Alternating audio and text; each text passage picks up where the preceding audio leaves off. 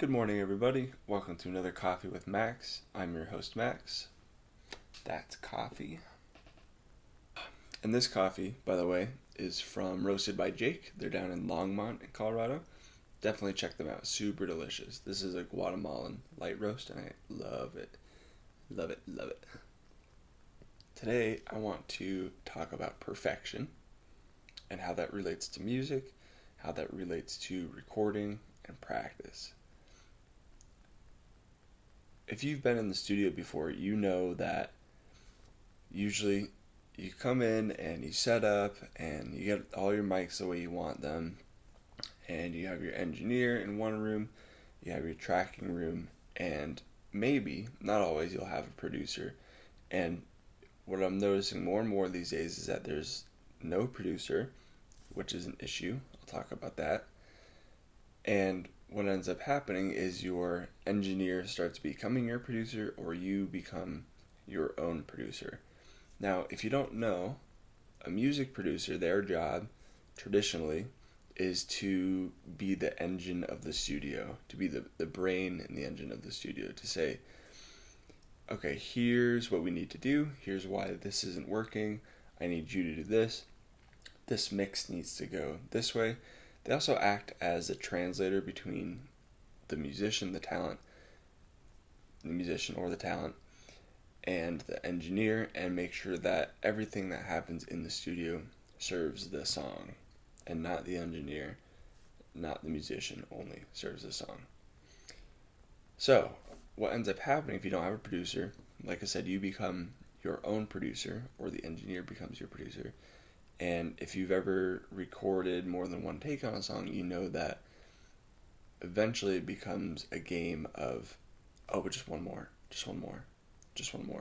I can get it better. I can get a little bit better. I see this happen all the time. I have a little secret for you. Take 3 is the one. And then after that, if you're still doing takes on a song, they're getting worse.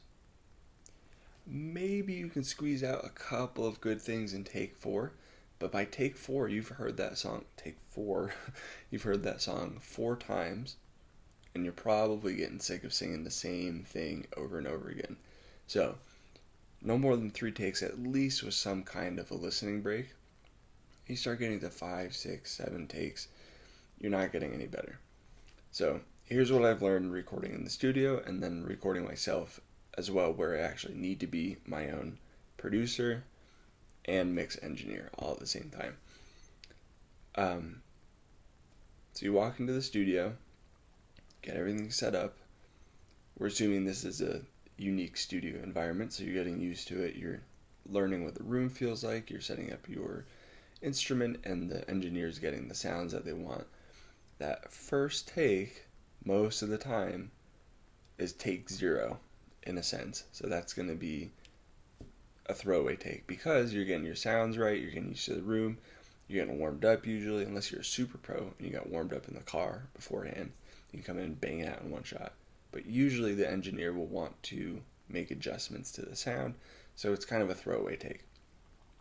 The first take, we're calling, that's take 0. First take, that usually has the best energy. That usually serves the song the best, but there's usually a couple of mistakes in there. It's not exactly the take you want, but it feels really good overall. So as much of take one that you can keep, the better. Take 2, right after that, I'm starting to overthink things a little bit, because you know which sections maybe you need to focus on, which sections you need to redo, and you might nail it in take 2. If not take 2, you nail it in take 3. I think 90% of the time after take 3, it's a lost cause. And take 3 even is starting to lose some of the integrity of the song by the time we get to take 3. So, if you're recording, pay attention to that. Really pay attention to that. And remember that the goal of getting to the studio is not necessarily to get every single note perfectly expressed, perfectly played. Obviously, you don't want to make any mistakes, but you have to keep some of this loose energy when you're recording. Otherwise, you get something that sounds robotic, something that doesn't sound good, and something that doesn't serve the song. That's always king. Serve the song. That's the most important thing. So, what happens sometimes if you're recording, and this has happened to me for sure, you get to take 3, you get to take 4, take 5. You're either listening back or you're not, and it's not quite good enough. It's not quite where you want it. The most frustrating thing is if it's not where you want it after take 6 or 7, it's not going to get there today. It's not going to get there going through it 3, 4, 5 more times, running through the song, overthinking it, burning out on it, because it gets so frustrating after a while. And if you're trying to get a take down with frustration, like, oh, this is the take. I just did 8 takes, and this take is going to nail it. It's not serving the song, and you're not going to get the energy that you want. So my advice, if you get to that point, stop,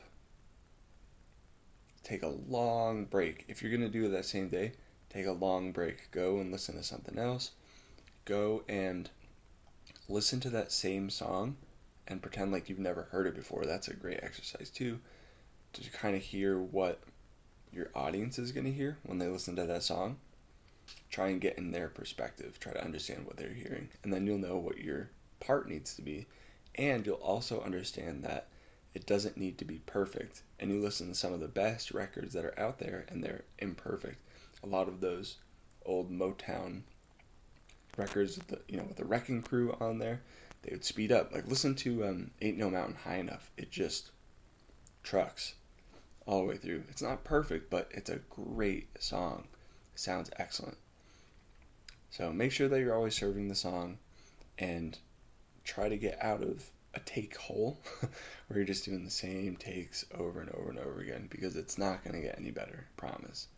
And to avoid that, to avoid getting into that take hole, make sure that you come prepared, but don't practice that song that day or the day before, is my recommendation. So if you're working on a song that's really hard, you want to get the vocal part perfect, practice it for a few days, get it really nice.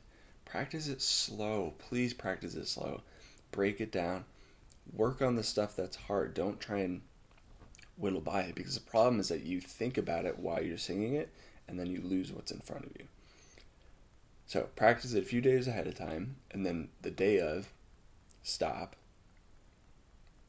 Give yourself a break so that when you come into the studio, it feels fresh and it feels good and you like it. And one last tip, while you're recording, it's so important not to be thinking about what you're currently playing, what you're currently singing, and instead try to be thinking of just tiny little cues for as short a time as possible of what's coming next. So if I'm playing in the verse and I know that the chorus is coming up, I'm not like this in the verse, think about the verse. I'm playing the verse, but I make a little mental note to myself that chorus is coming right up, and I'll need to do some kind of move to transition to the chorus, whether it's a change in energy or change in chords, what have you. Think of it like you're riding a bike down a hill, and if you were looking at where you are all the time, the verse, I would crash my bike, right? Because I'm not looking ahead. So think of it like that. You obviously are riding your bike, but you're not thinking about every single rock and pebble and tree stump that you're on top of.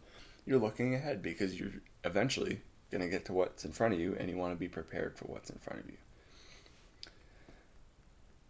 Thank you for watching. This has been Coffee for Max. I hope this has been helpful for you. I hope I can offer a little bit of advice. Please let me know what you think in the comments. If you have any questions, let me know. And if you have any ideas for future videos, something that's been troubling you that I can speak on, please let me know. Thanks again for watching.